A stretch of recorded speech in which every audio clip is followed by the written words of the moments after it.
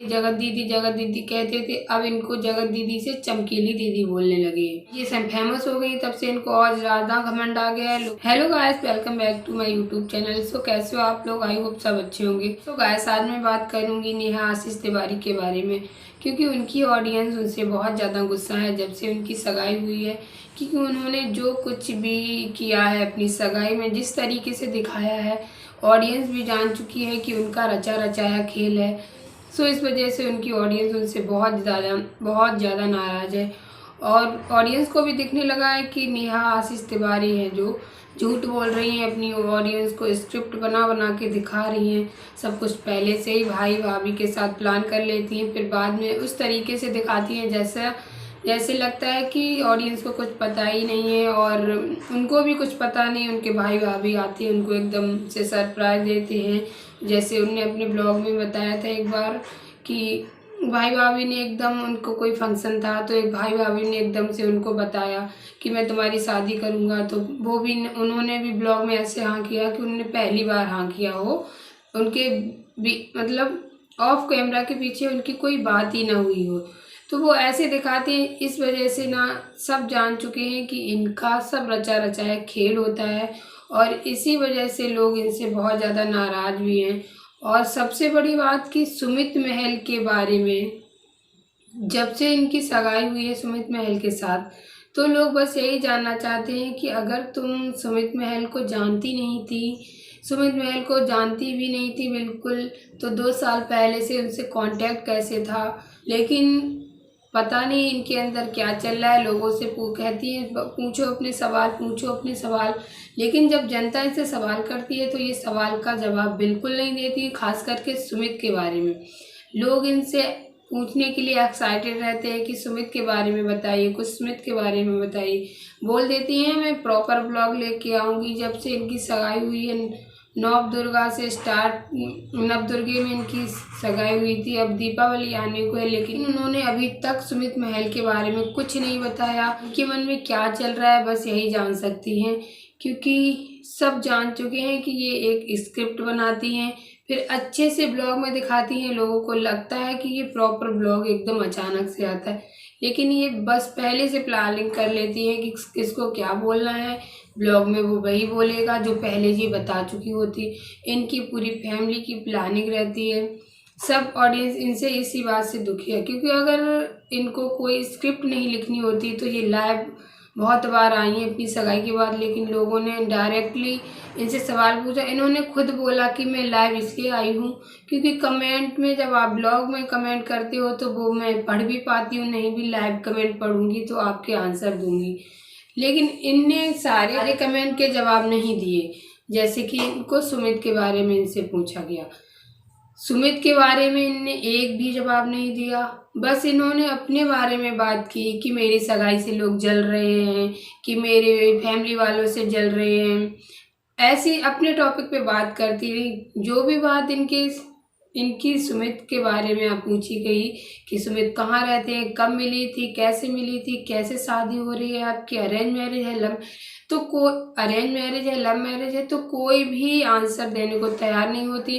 तो लोग ज़्यादा कॉपी पेस्ट कर करके कमेंट भेजते हैं, तो बाद में कहती हैं कि इतना पीछे क्यों पड़े हो। ऑडियंस आपको देखती है तो वो आपके बारे में जानना भी चाहेंगी कि कैसे मिली, क्यों वो आपकी फैमिली में इंटरेस्ट रखती है, आपसे प्यार करती है, तभी तो आपको देखती है। अगर आप उससे सच नहीं बताएंगी, झूठ बोलेंगी, तो ऑडियंस का देखने का फ़ायदा ही क्या। जब आपकी लाइफ में कोई भी प्रॉब्लम हो जाती है तो ऑडियंस आपसे पूछती है कि ऐसा क्यों हुआ। जैसे सचिन का ही मैटर ले लीजिए, तो बोलती है वो मेरा पर्सनल मैटर है। जब सचिन भाई के साथ, मनीषा के साथ ब्लॉग बनाती हो तब आपका पर्सनल मैटर नहीं होता है। बस ऑडियंस आपको साथ में देखना चाहती है, आपके बारे में जानना चाहती है, तभी तो पूछती है। तो फिर ब्लॉग बनाती हो, YT पे डालती हो, यूट्यूब पे डालती हो, तो डालती ही क्यों हो। जब यूट्यूब पे ब्लॉग डाल दिया जाता है तो वो पर्सनल नहीं रहता है, ये बात तो सबको पता है। लेकिन जब कोई बात ऑडियंस पूछती है तो बोलती है पर्सनल मैटर है, बाद में बताऊंगी, या फिर कुछ भी बद्दुआएं दे के उनकी माँ भाई खुद ऐसे करके इग्नोर कर देती हैं और पर्सनल मैटर बोल के बात को ख़त्म कर देती है। लेकिन जब ऑडियंस इनसे जवाब मांगती है तो एक भी बात का जवाब नहीं आता। इस बात से ऑडियंस इनसे बहुत ज़्यादा नाराज़ है और इन्हें लगता है कि ऑडियंस इनसे बहुत ज़्यादा प्यार कर रही है, लेकिन गाइस ऐसा बिल्कुल नहीं है, क्योंकि ऑडियंस सबसे ज़्यादा ऑडियंस के सवाल आ रहे हैं कि सुमित के बारे में बताइए, लेकिन 15-20 दिन से ये सुमित के बारे में कुछ भी बताने को तैयार नहीं है। लोग यहाँ तक कि बोल रहे हैं इनके ब्लॉग में इतना ज़्यादा इनमें इंटरेस्ट रख रहे हैं कि इनके पिछले ब्लॉग देखें, कहीं ये ब्लॉग इन्होंने डाला हो कि कहीं सुमित, क्योंकि जबलपुर की है तो जो कहीं भी जबलपुर में गई हो या फिर कहीं बाहर घूमने गई हो जिसमें सुमित महल हो। एक वीडियो 2 साल पहले की ऐसी आई इसमें इन्होंने अपनी फैमिली के साथ एक वीडियो बनाई, उसमें एक लोग मास्क लगाए, लेकिन ऑडियंस की नज़र इतनी ज़्यादा तेज़ है, उसने पहचान लिया कि वो सुमित महल ही है और सब लोग इनको भर भर के कमेंट भी कर रहे हैं। 2 साल पहले की वीडियो देखकर जब ऑडियंस ने कमेंट किया कि सब लोग मास्क लगाए हुए हैं, सुमित जी सब लोग बिना मास्क के, सुमित जी मास्क लगाए हुए हैं, तो इन्होंने बोला क्यों भद्दे कमेंट कर रहे हो, क्यों गलत अफवाह फैला रहे हो। लेकिन ऑडियंस इतनी ज़्यादा चालाक होती है कि अगर वो आपकी फैमिली में इंटरेस्ट रखती है तो आपके बारे में सब कुछ जान के ही मानेगी, और ये किसी बात का जवाब देने को तैयार नहीं है। बस अगर गलत कमेंट आ जाए उसका जवाब ज़रूर देती हैं, लेकिन कोई अच्छी बात पूछे, इनकी फैमिली में इंटरेस्ट रखता है या इनके बारे में, तो उस बात का जवाब नहीं देंगी। बिल्कुल ऐसे एकदम अचानक से दिखाएंगी, लोग हैरान हो जाएं। जैसे इन्होंने अपनी सगाई दिखाई तो एकदम से दिखाया कि लोग हैरान हो गए इस बात को देख के। वैसे ये नेहा आशीष तिवारी करती रहती थी कि मैं आशीष जी से इतना प्यार करती हूँ, आशीष के अलावा मैं किसी से इतना प्यार नहीं करती, उनकी जगह किसी को नहीं दे सकती। लेकिन एक औरत जो अपने पति को इतना ज़्यादा प्यार करती होगी और ये बोलेगी मैं उसकी जगह कभी किसी को नहीं दे सकती, तो उसका मतलब उनकी जगह कभी भी किसी को नहीं दे सकती। उसका मतलब आप लोग समझदार होंगे तो समझ सकते होंगे।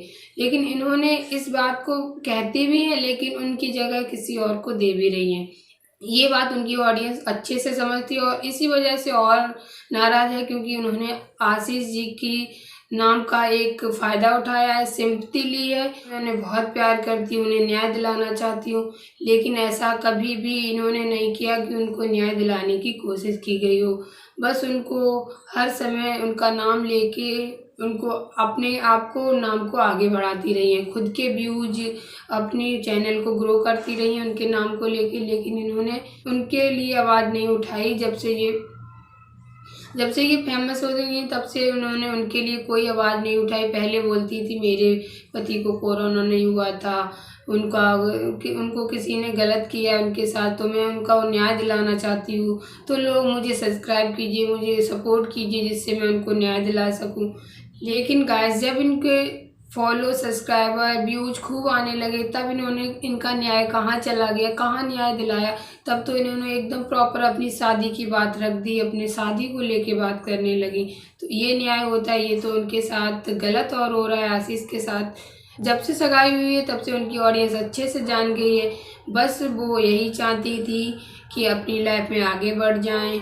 वो बस लोगों को दिखावा करती थी कि मैं सुमित के लिए परेशान रहती हूँ, लेकिन ऐसा कुछ नहीं था। तो गाइस इसी बात को लेकर इनकी ऑडियंस बहुत ज़्यादा नाराज़ है, क्योंकि ऑडियंस शुरू से इनको देखती आई है। ये अपनी पूरी फैमिली ब्लॉग डालती हैं, तो ब्लॉग का मतलब होता है कि अपनी बारे में सब कुछ बताती हैं। फिर भी ये ऑडियंस को कुछ नहीं बताती हैं, एकदम आधा झूठ आधा सच बना के बताती हैं। लोगों को लगता है कि पूरा प्रॉपर सच है, लेकिन आधा झूठ होता है, उसमें छुपा होता है, इनके राज छुपे होते हैं।